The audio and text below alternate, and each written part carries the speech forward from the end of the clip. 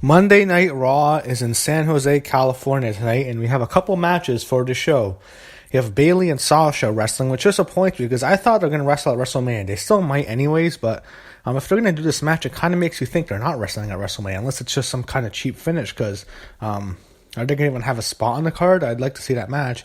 And then you also are going to have a Fatal 4-Way Last Chance match with a result that's already been spoiled. Yeah, Finn Balor, Matt Hardy, Bray Wyatt, and Apollo Crews. So if you didn't know Finn Balor was winning, you're an idiot. But WWE already spoiled it a couple days ago. Balor's going to win that Fatal 4-Way match. But to start the show in San Jose, we have John Cena come and go. Great. So when John Cena is talking, this is bad John Cena. We're not getting the John Cena who shoots on people like he shot on The Miz last year, or like he shot on Roman Reigns. This is bad, goofy 2008, 2009, 2010 John Cena. The worst era of wrestling. This is the John Cena we all hate. It's superhero, kid-friendly John Cena. The Miz interrupts, and when I saw The Miz coming out, like, uh-oh, this is going to get good. Here we go. SmackDown from last year when they had Nikki and Maurice and with them, and they were just shooting on each other, just ripping each other apart. Man, that was so awesome. And here we go, back to like 2011 from WrestleMania 27, that fucking disaster main event. This was a promo from right around that time, that fucking horrible main event. Not the stuff from last year, but this was fucking horrible. This was John Cena not even shooting. It was John Cena sucks so bad right now when he does this stupid shit. Man, Miz just didn't even cut a promo. It's like he's making fun of me. You can't beat Brock Lesnar. It just sucked. This was so disappointing because what they were doing last year, it's just to come back to this scripted WWE bullshit. Fuck off.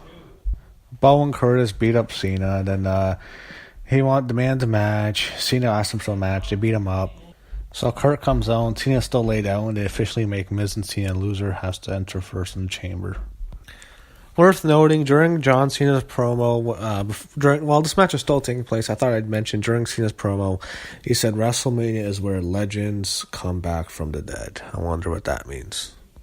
That match took forever. John Cena finally gets the win. He went with the AA from the top rope. That looked so predictable when that spot was coming, but Cena wins, so Miz has to enter the chamber first. Then they go to a backstage room with Matt Hardy, a broken match. Anytime you wrestle Bray Wyatt, you're dead. Wrestling Bray Wyatt's just death. I hate Bray Wyatt right now. He's my least favorite wrestler in the whole company. I don't even want to fucking see him anymore. Dom Gallows and Anderson promo with the Nerds thing. Now I guess they're wrestling the Revival. So the Revival get the win. I don't know what they're going to do with Gallows and Anderson, the damn Balor Club, but Revival wins. After the match, they show Kurt Angle backstage. They show the video package of Jason Jordan. So he's coming out to the ring to address Jason Jordan. So when Kurt Angle comes out, he announces Ronda Rousey will sign her WWE contract at Elimination Chamber. So her Raw contract. So we're going to see probably a big angle at the Elimination Chamber. After that, he starts talking about Jason Jordan, and he says that he's going to miss WrestleMania due to his neck injury. And the fans, I think WWE was expecting the fans to start going yes like crazy. There was a mild yes chant, and Kurt says you should be ashamed of yourself, so I think they mistimed that. Maybe Jason Jordan isn't as hitty as they think he is. And during this, I'm laughing. Kurt is fucking horrible. He's just terrible. It's completely scripted WWE lines. He's fucking horrible. He can't pronounce anything. He's stumbling over his words. He's just fucking terrible. Seth Rollins comes out. Here comes this loser. So Rollins is just whining. I want to get into the match. I want to be part of WrestleMania. And Kurt is just botching everything he says. It's like, I think it might be a gimmick now. Maybe they're telling him to do it on purpose. Maybe it's like a Mike Adamle thing. But, he's just making mistake after mistake. And finally, he asks the fans if they want to see Seth Rollins in a Fatal 5-Way. So it's a Fatal 5-Way for the main event. So, winner gets into the chamber.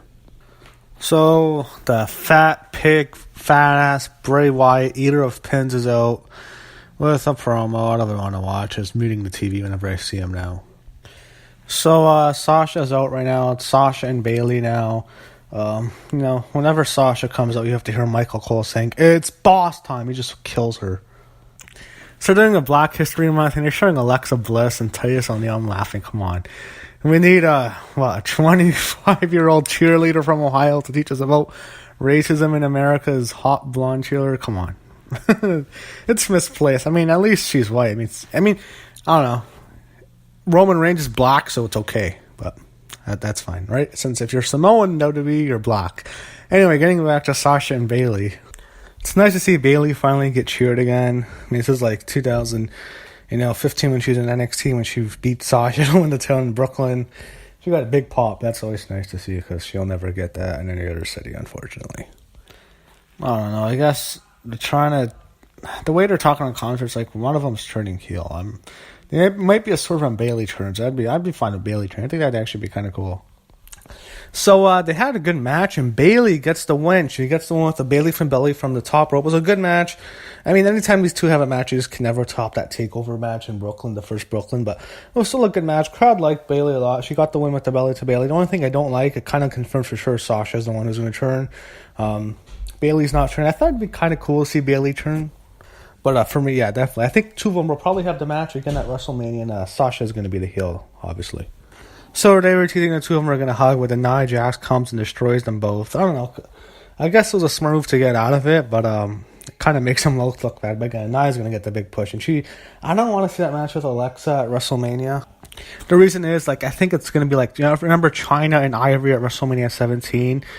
And I think it's just going to be a complete squash. It's going to be a way to build Nia Jax up and trying to make her a star. And about Nia ending Asuka's streak, I said that could happen last week. I remember I was talking about it. The more I think about it, absolutely not. That's not going to happen. Nia's not winning.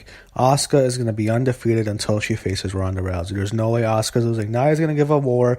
I wouldn't surprise me if Alexa Bliss comes and screws Nia accidentally, but it'll be a screwy finish. But Asuka is not losing her streak. She's going to beat Nia, and she's going to beat probably Charlotte at WrestleMania, and she's winning the belt, and she's not going to lose until she faces Ronda Rousey, who will end her streak. But that Nia's not beating Asuka at all.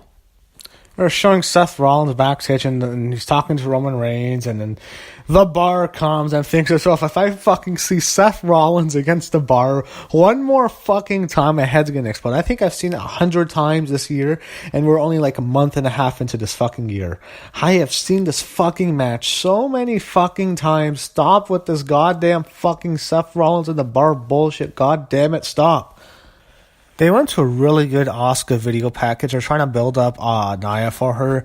The way I look at it, it's like, wow, they're really building her up. Is someone going to beat her? They're going to try really get Nia over. And I think they really want to get Nia over, make her such a big star because she's a Rock's cousin and everything. But, I mean, they can't beat Asuka because Ronda. I mean, you have to have Ronda and Asuka undefeated. Come on. You're crazy if that match never happens. So they go to Titus Worldwide, Titus Apollo, and Black Dana Brooke. So Alexa Bliss is backstage, and she runs into Mickie James, and Mickie and her go back and forth, and Mickie knows Alexa's trying to use her, and Alexa's just using her, and to help her in the chamber to form an alliance, and she knows she's going to be screwed because everyone hates her. So they're going back, and he talked a little bit too much, went on for a bit too long. Alexa's really good. She's a great talker, but this thing went too long. Here's someone drop something in the back. It was actually kind of a funny botch. Absolutions, though. Sonya and Mandy with Paige. So, yeah, it's just an unfortunate story. It's like, I don't know how much longer Paige is going to be there. But, yeah, it's a women's tag match. Sonya and Mandy against Alexa and Mickie. So Alexa Bliss doesn't even tag into the match. I guess they didn't want to waste her in this fucking meaningless match. But she might have. I wasn't paying attention much. But it was funny. They had Alexa arguing with Paige on the apron. They would have even let Paige even touch her. So... tells you where Paige is at right now. She's definitely in the Daniel Bryan boat. So they attack Alexa, and then Sonya attacks Alexa from the apron. Mandy hits her finisher on Mickie and wins, and then Alexa makes the save. So again, nothing much there. And they show Elias in the back. So they're showing highlights of the Philadelphia Eagles celebrating with the WWE Championship after they won the Super Bowl, which is kind of cool. Now we have an Elias concert. So, when Elias was singing, I don't know how I feel about this. They had Braun Strowman show up, and he's on the stage with a microphone, and he has his bass, and they're going to have him do comedy now. I mean, if he's going to be the top guy, I guess he has to do that. It is what it is, but if they're going to have him do comedy, I think I could kill his character.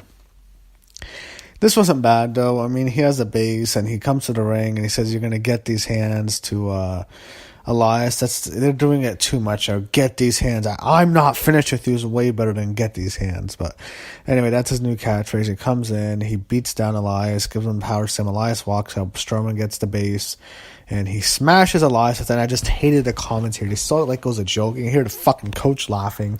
Cole's laughing. Like, fuck you, Cole, you fucking bum. You fucking suck. And fucking Graves and fuck Michael Cole and coach. Fucking pricks. Not Graves, but the other two can go fuck themselves. They go to a Finn Balor, and I hate how they put the fucking video on the video screen. They put the guy's name. They have to put it's Finn Balor. He does a damn fucking tout video. Oh no, we have Cesaro and Sheamus against Rollins. God damn it, no. Roman Reigns and Sheamus. My God, can you just hang me? Surprise, Roman wins. So then after that, they announced that Ivory is going into the Hall of Fame, and this is kind of like Jacqueline when she got introduced into Hall of Fame a couple years ago. No, I don't think she's a Hall of Famer, but I mean, they want to have a woman every year, and Sable can't get in. Her stuff, I don't know what the hell the issue with Sable is. She should have been in so much longer. She's probably one of the biggest female stars they've ever had, arguably the biggest. China should obviously be in, but we all know the situation with Triple H and Stephanie. It'll be a PR nightmare for Triple H and Stephanie, so yeah, she's not going in.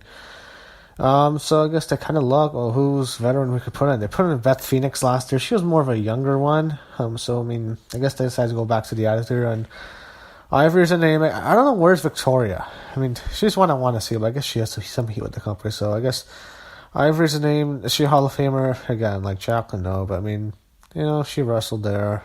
We're just looking for a name. She's in. What a bullshit ending. That ending was fucking shit. They had Rollins and Balor both pin Bray Wyatt 1, 2, 3, and they both put him after like a, what do you call it? A Tower of Doom.